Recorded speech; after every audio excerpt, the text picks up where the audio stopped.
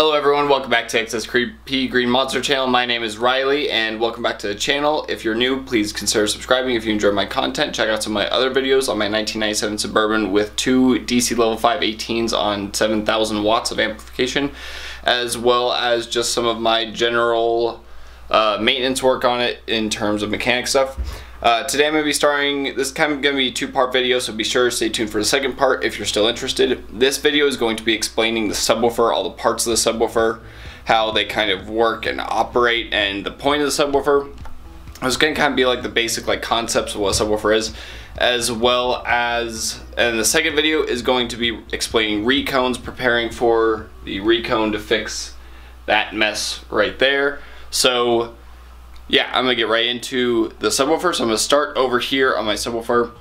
I'm just gonna kind of show off some things here that I want you to keep in mind, then we go over by my computer and then talk about the rest of it. So if we look here, so we're gonna start off.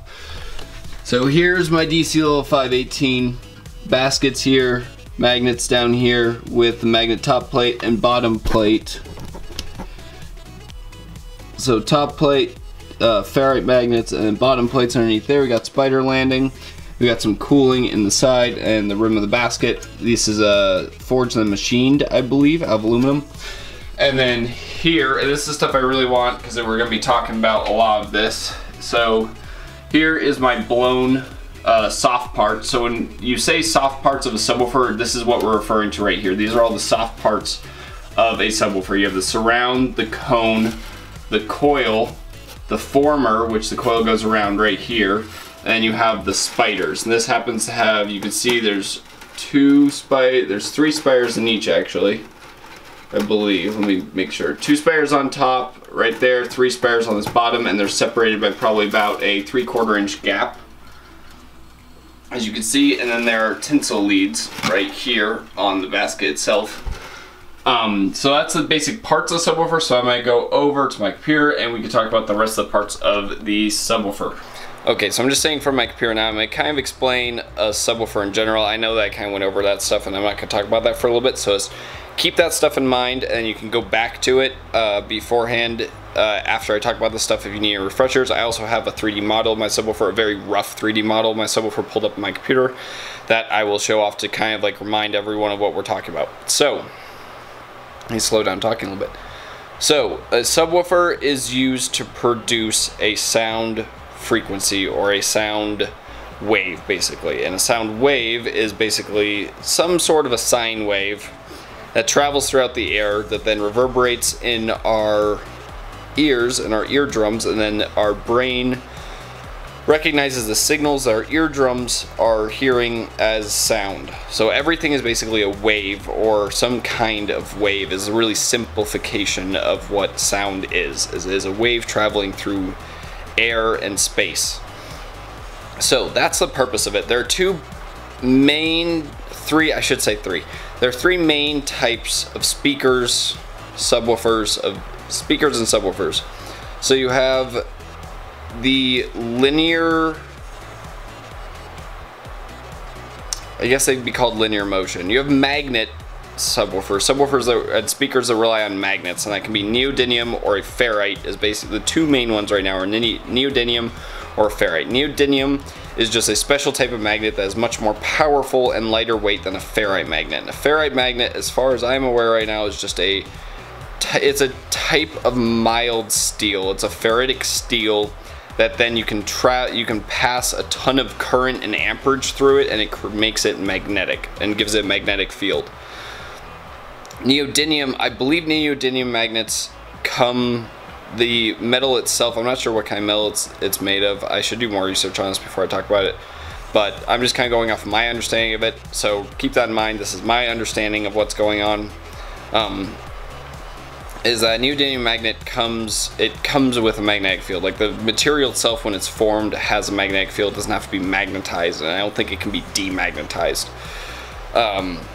That might be wrong. I don't know if those have to be magnetized, but those are two main types of linear, they're all linear motion, but then you have a rotary subwoofer. Now rotary subwoofers are a little weird. They're usually used in home audio applications or theater applications, and that's where you actually have a motor that spins and then pushes a piston which moves the basket and cone assembly. So that's called a rotary subwoofer, and those are a little weird. You're never really going to see those in the car audio application because they require a lot of space. They're huge subwoofers. If you look it up, look up rotary subwoofer, you can find pictures of rotary subwoofers. And they're really interesting. They're extremely powerful for low frequencies, like 2 hertz, 5 hertz, like very low frequencies. But they're not really used in the car audio application. I don't think there's anyone, I've not heard or seen of anyone using a rotary subwoofer. So those are like the basic types of subwoofers. So now we're going to get into kind of going to car audio. I'm just going to talk about ferrite magnet, which is usually 1, 2, or 3 slugs, sometimes 4 or 5 slugs. And when you're referring to a slug, if you notice on my subwoofer, there were 3 slugs that came out. Slug meaning there was like 3 discs of ferrite magnet, that dark gray stuff on the dark gray stuff for the magnet portion of your subwoofer. So those are referred to as slugs. Slugs usually come in 300 to 400 ounce slugs. It can come from a 1/2 inch thick up to 1.5 inches thick. You can really buy slugs online. There are places that sell just slugs like that, and it's just basically a ring of ferrite magnet, and then it's cut out in center, obviously, for your voice coil and everything, and that's the magnet of the subwoofer. Now, how these subwoofers work is that current is passed through the voice coil in a sine wave, which then pushes and pulls the voice coil within the magnetic field. And this gets into like electromagnetics and a whole bunch of weird stuff that I don't understand nearly enough to want to try and go through the mathematics of it or the mathematical models of all this stuff. But a good way to think about it, so you can just understand, is that as that sine wave is traveling through those coils in the subwoofer, is pushing and pulling against the magnetic field that the magnet creates, causing the subwoofer to move. So that's what the coil does. The coil is obviously wrapped around the former, and then the former is attached to the spiders and to the spiders to the cone, and then cones attached to the surround, and the spiders and the surround are attached to your basket. Basket sits on top of the magnet, and it's supposed to keep everything in the same linear motion so you don't get any off-axis travel, which can be dangerous. And it's also something referred to as jumping the gap with a subwoofer, which basically means your voice coil comes out of the voice coil gap within the subwoofer and then jumps out, and then that could cause a lot of problems. So the bottom plate of a subwoofer, so if you turn your subwoofer up, there's going to be a piece of metal on the bottom that isn't actually part of the motor structure, but it is a back plate. So it's referred to. It usually has some holes in it for cooling, and then that also contains your center pull piece, which I can't get a really good picture of right now. But the center pull piece extends throughout the middle of the ferrite magnets, and that's just to kind of keep the voice coil in a central area. So you have that. Then you have the top plate, which basically just caps everything off. It's what the basket actually mounts to, and then the bottom plate, ferrite slugs, and then top plate are all just glued together. They're glued together with some type of insane epoxy. So, and then once your basket is glued to that, you come up with the basic frame. I'm going to turn you guys around so we can look at the this model I have. So here's a model that I drew up on CAD a little while ago just for modeling, and this is basically a DC level 5. You can see I just have it cut in half right now, but it's similar to a DC level 5. It is not in any way exact. It is obviously way too tall from the top here down to here, but the motor should be about the right size. I just have it, the dimensions are a little off. So here's where you have your magnet. You can see this bottom curved piece would be your bottom plate, and you'd have the ferrite magnets here and the top plate, and actually right here, this piece in here would be the bottom of your basket, and this is where your motor structure starts. So with all this stuff, this is what I'm talking about. So you have the cone, dust cap obviously is right in here. This would be your dust cap sitting on there. Cone attaches to your former, and then spiders also attach to the former. The former is basically your backbone of the soft part. So your former holds everything together. That's what the coil is wrapped around. That's what your spider's attached to. That's what your cone attaches to. And obviously everything else attaches to that. So there's something very important here, which I might run in the room to show you, but right here where all of these three pieces meet, so where your spiders meet your former here and meet your cone, is called the triple joint. I'll show you that because that's actually a part of your subwoofer that can fail. So right here, you can see it. My subwoofers right here is basically the triple joint. The camera doesn't want to focus, but you can see right here where this former meets the spiders, and that is the triple joint. And if I can get in there, you can see it in there where the cone meets the spiders as well. And that's called your triple joint. And you'll see that referred to a bit because that's something that can actually break on subwoofer, so something you want to be aware of, something you can check for on a subwoofer that's been used if you're looking to buy it, is the triple joint. I cracked a triple joint before. Actually on that sub, I cracked a triple joint before I reconed it, so that's where all this attaches, and that is all attached with CA glue. CA glue is just a really strong, fast setting epoxy.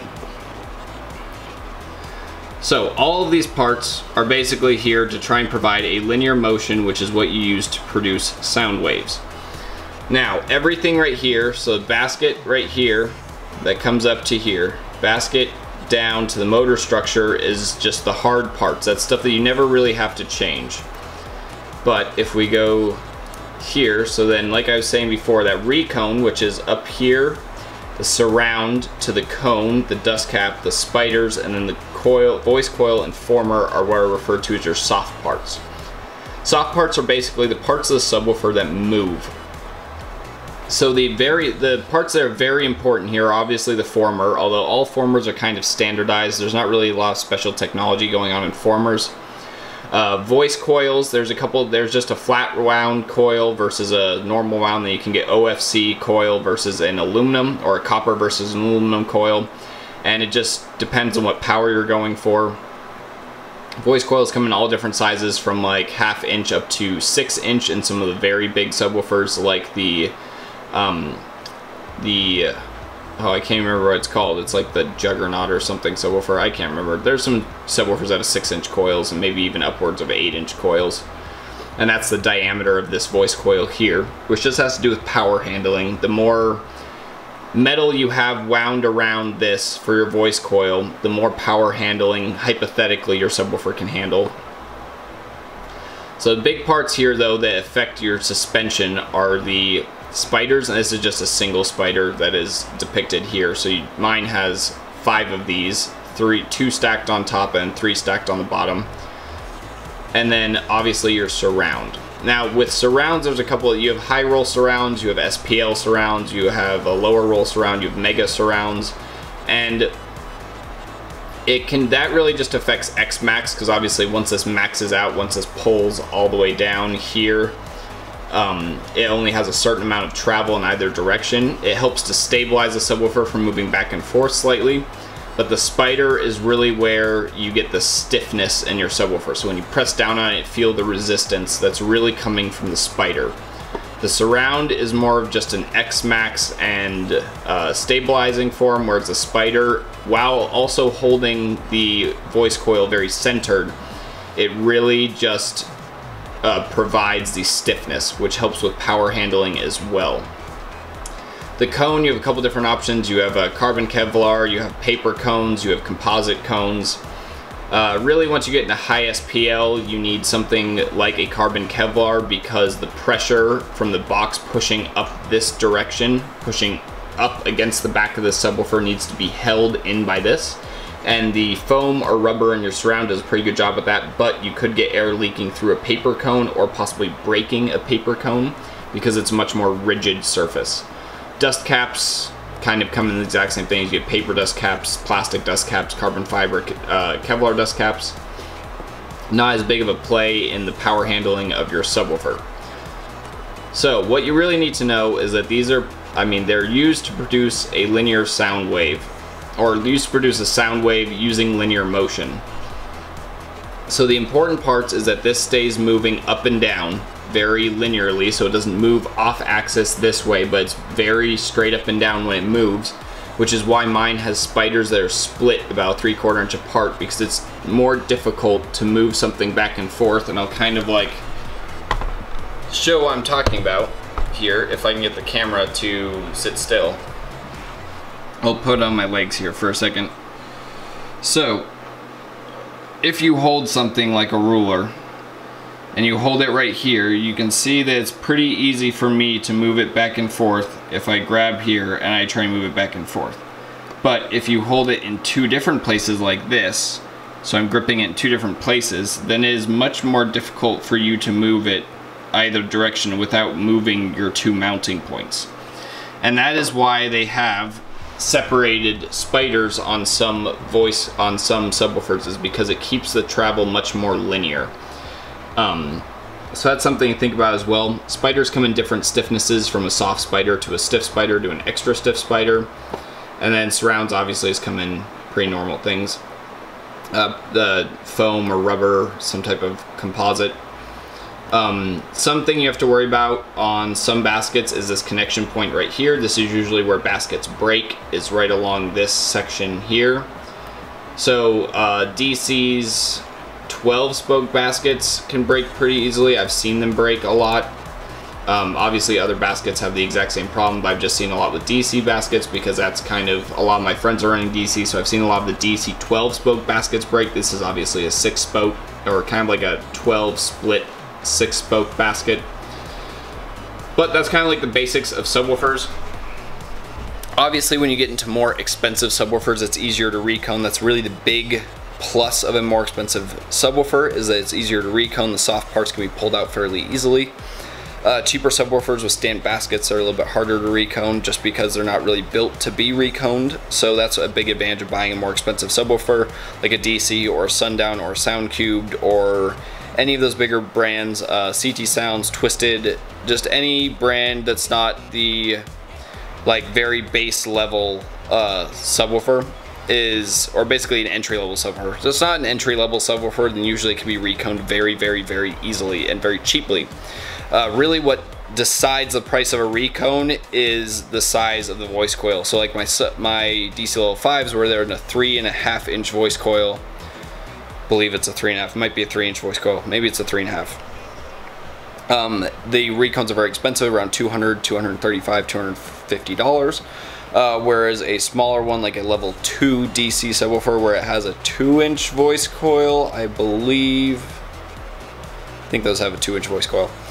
Those are around, like, I think they're under $100 for a recone, so they're very cheap. So that's a big plus of getting a cheaper subwoofer.